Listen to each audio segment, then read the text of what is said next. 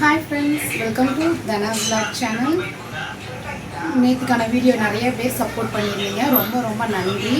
நிறைய பேர் லைக் பண்ணியிருந்தீங்க. ஃபேஸ் காட்டி வீடியோ போட்டதுக்கு எனக்கு ஓரளவுக்கு எல்லாரும் லைக் பண்ணியிருந்தது எனக்கு ரொம்ப ஆறுதலாக இருந்துச்சு. இன்றைக்கி என்ன வெள்ளிக்கிழமை வேலை எல்லா வேலையும் முடிச்சாச்சு. மனதிருப்தியாக சாமி கும்பிட்டாச்சு. நீங்கள் யாரெல்லாம் வெள்ளிக்கிழமை விளக்கேற்றி சாமி கும்பிடுவீங்கன்னு மறக்காமல் எனக்கு கமெண்ட் பண்ணுங்கள். நான் எப்போயுமே வெள்ளிக்கிழமை வீடு வாசல்லாம் தொடச்சி விளக்கேற்றி மனதிருப்தியாக சாமி கும்பிட்டா தான் கொஞ்சம் மைண்ட் ரிலாக்ஸாக இருக்கும். இதே மாதிரி நீங்கள் யாரெல்லாம் செஞ்சீங்கன்னா மறக்காமல் எனக்கு கமெண்ட் பண்ணுங்கள். என்ன ஓகேவா? வாங்க வீடியோக்குள்ளே போகலாம்.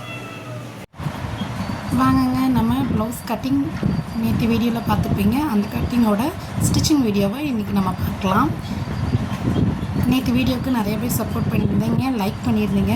ரொம்ப நன்றி. அதே மாதிரி அடுத்தடுத்து போடுற எல்லா வீடியோஸ்க்குமே சப்போர்ட் பண்ணுங்கள். வீடியோ பிடிச்சிருந்துச்சுன்னா மறக்காமல் ஒரு லைக் கொடுத்துருங்க. ஓகே, பேக் பார்ட்டில் நம்ம அர்க்காத் பண்ணி வச்சுருக்கோம் இல்லையா? அது வந்து எதுக்கு அப்படின்னாலே நான் ஆல்ரெடி சொல்லியிருக்கேன். ஒரு சைடு வந்து மார்க் இருக்கும், ஒரு சைடு மார்க் இருக்காது. அதை அந்த இதை கரெக்டாக மேட்ச் பண்ணுறதுக்காண்டி தான் அந்த அர்க்காத்து.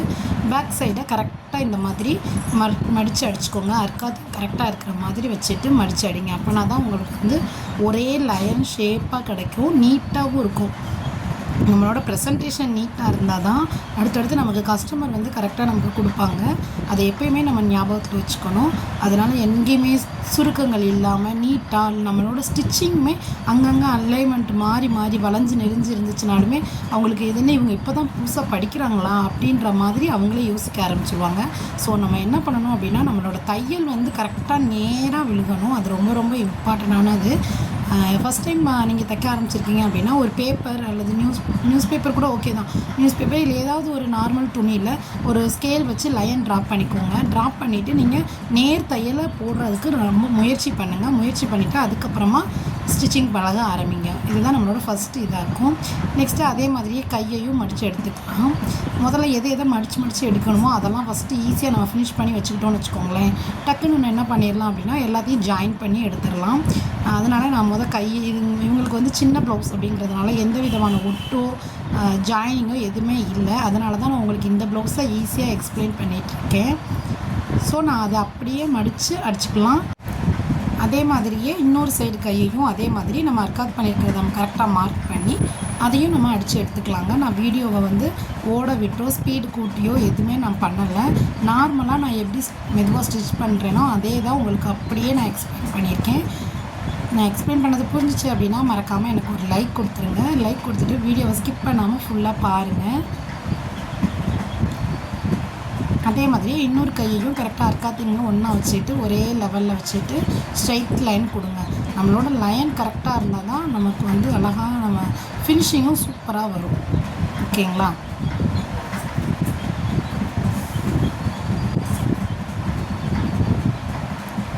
அவ்வளோதான், 2 கையையுமே நம்ம ஸ்டிச் பண்ணி எடுத்தாச்சு. நான் வீட்டில் வந்து முன்பக்கம் உட்காந்துருக்கிறதுனால நல்லா இப்போ வந்து ஆடி மாதம் காற்று பார்த்திங்களா, ஆடி முடிஞ்சு ஆவணி பறந்துச்சு, இருந்தாலும் நல்லா காற்று இருக்குது. துணி பார்த்திங்கன்னா பறந்து ஓடிக்கிட்டே தான் இருக்குது. ஃபேனும் குறைச்சி தான் இருக்கேன், ஆனால் வெளியிலேருந்து காற்று அதிகமாக வருது. ஓகே, நம்ம நெக்ஸ்ட்டு முன்பக்கம் எப்படி ஸ்டிச் பண்ணுறதுன்றது கரெக்டாக நம்ம மெயின் டாட் பிடிக்க வேண்டிய இடத்துல ஒரு கர்வ் மாதிரி விட்டு தான் நம்ம கட் பண்ணியிருப்போம். அந்த இதை கரெக்டாக ஒன்று போல் வர்ற மாதிரி வச்சுக்கோங்க. நான் எந்த மாதிரி வைக்கிறேன்றதை பார்த்துக்கோங்க. இங்கே ஷோல்டர் ரெண்டுமே ஒரே மாதிரி இல்லையே சிஸ்டர் அப்படின்னு நீங்கள் யோசிக்காதீங்க. கண்டிப்பாக அது தேவையே கிடையாது. நம்ம கட் பண்ணியிருக்கிற அந்த 2 இடமும் ஒரே மாதிரி இருக்கணும். அதை வந்து நீங்கள் எப்போயுமே மைண்டில் வச்சுக்கோங்க. அளவு ப்ளவுஸ் கொடுத்துட்டாங்க அப்படின்னா அந்த அளவுகளில் இப்போ நேர் கட்டிங்க்கு அவங்க எந்த டாட் அவங்களுக்கு இது கரெக்டாக இருக்குது, இந்த டாட் அவங்களுக்கு கரெக்டாக இருக்குங்கிறதுனால தான் இந்த அளவு ப்ளவுஸை நம்மகிட்ட கொடுத்துருக்காங்க. ஸோ நம்ம அந்த டாட்டோட அளவுகளை வந்து நம்ம மாற்றவே கூடாதுங்க.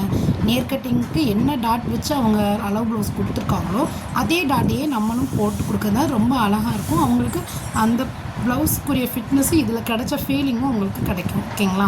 ஸோ நம்ம அதே லெவலில் அடித்து கொடுத்துறது ரொம்ப நல்லது. நம்ம வந்து எக்ஸ்ட்ராவாக ஏதோ ஒரு ஜாயினிங்கும் பண்ண வேண்டாம். இது என்ன இருந்துச்சுன்னா 1 இன்ச்சுக்கு 2.5 இன்ச்சு இருந்துச்சு. ஓகேங்களா? 1 இன்ச்சு அகலம் 2.5 இன்ச்சு நீளம் வந்து இருந்துச்சு.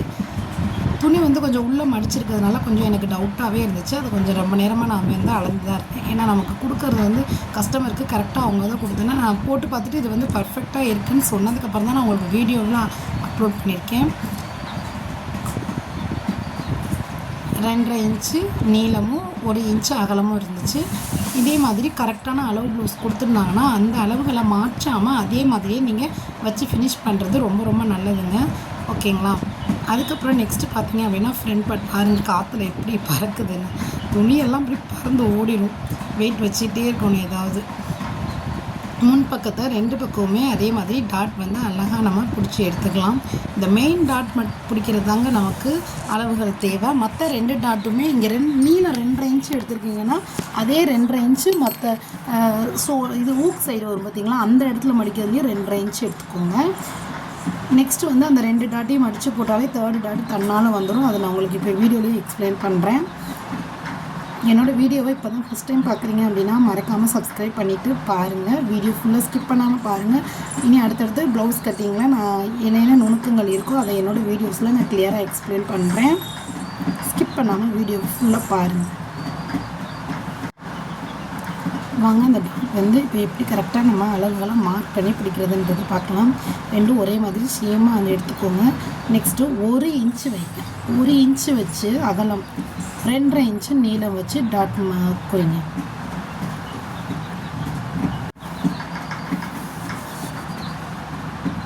ரெண்டரை இன்ச்சுக்கான டாட்டு கரெக்டாக நம்ம வந்து அதை வந்து ஒரு லைன் கொடுத்து ட்ரா பண்ணிடுங்க. அதுக்கப்புறம் நம்ம அது நேராக அதுலேயே ஒரு ஸ்டிச்சிங் கொடுத்துருங்க. இது கொஞ்சம் லைனிங் கொடுத்துருந்தாங்கன்னா அந்த கிளாத் வந்து நல்லா இருந்திருக்கும். பட் அவங்களுக்கு நான் சொன்னேன், சும்மா இருக்கட்டும் சிஸ்டர், எனக்கு வந்து அந்த சாரீக்கு நான் ஒரு நாள் கட்டிட்டு அதுக்கப்புறம் நான் எடுத்து வச்சுருவேன் அந்த மாதிரி சொல்லிட்டாங்க. ஸோ நான் அதனால் லைனிங் கொடுக்க வேண்டாம், இங்கே நார்மலாகவே தைச்சிருங்க அப்படின்ட்டாங்க. சரின்னு சொல்லிட்டு நானும் அதே மாதிரி அவங்களுக்கு ஸ்டிச் பண்ணி கொடுத்துட்டேன்.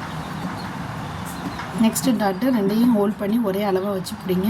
3rd டாட்டு அந்த பாருங்கள், நான் எப்படி வைக்கிறேன்றதை கொஞ்சம் கவனித்து பாருங்கள். அந்த இடத்துல கரெக்டாக இருக்கணும். அந்த இது 2ம் அலைன்மெண்ட் வந்து ஒரே லெவலில் இருக்கணும்.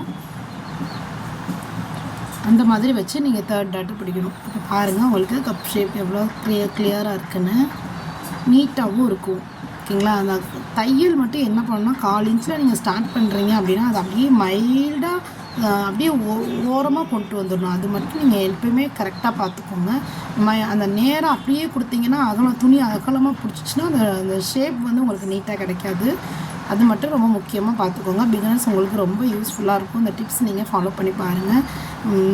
மைல்டாக அப்படியே 4 இன்ச்சுக்கு ஸ்டார்ட் பண்ணுறது மட்டும் தான் 4 இன்ச்சு. அதுக்கப்புறம் அப்படியே மைல்டாக லைட்டாக ஓரமாக கொண்டு வந்து வெளியே எடுத்துடணும். இந்த மாதிரி இருக்கும்போது அந்த டாட்டானது சூப்பராக பர்ஃபெக்டாக உங்களுக்கு நீட்டாக இருக்கும் பார்க்கவே. இது வந்து நான் த்ரெட்டு ரொம்ப அதே கலரில் இருக்கிறனால என்னோடய ஸ்டிச்சிங் இதே தெரியல என்ன உங்களுக்கு. ஓகே, அவ்வளோதாங்க. இது அதே டாட் அதே மாதிரியே நம்ம இன்னொரு பக்க சைடையும் நம்ம பிடிச்சாச்சு. முதல் லெஃப்ட் சைடு அடுத்த ரைட் சைடு 2 சைடும் பிடிச்சாச்சு. பாருங்கள், ஷேமாக வச்சுட்டு நான் அடிக்கிறேன். கரெக்டாக 1 இன்ச்சு முன்னாடி அதை தையலை வந்து எடுத்துருங்க. 2 முன்பக்கங்களும் தைச்சி முடிச்சாச்சு. பின்பக்க துணியை எடுத்து வச்சு முன்பக்க துணியை அது மேலே நல்ல பக்கத்தையும் ஒன்றுக்கு மேலே ஒன்று வச்சு பட்டியோட அளவுகளை மார்க் பண்ணிவிட்டு அதுக்கப்புறம் தாங்க பட்டியை ஜாயின் பண்ணுவேன். அது எப்படிங்கிறத நான் அடுத்த வீடியோவில் உங்களுக்கு இதோட தொடர்ச்சியாக நான் கண்டினியூ பண்ணுறேன். இது வரைக்கும் வீடியோ ஸ்கிப் பண்ணாமல் பார்த்ததுக்கு ரொம்ப நன்றி. வீடியோ பிடிச்சிருந்துச்சுன்னா மறக்காமல் லைக் பண்ணுங்கள், ஷேர் பண்ணுங்கள், சப்ஸ்கிரைப் பண்ணுங்கள். தேங்க்ஸ் ஃபார் வாட்சிங்.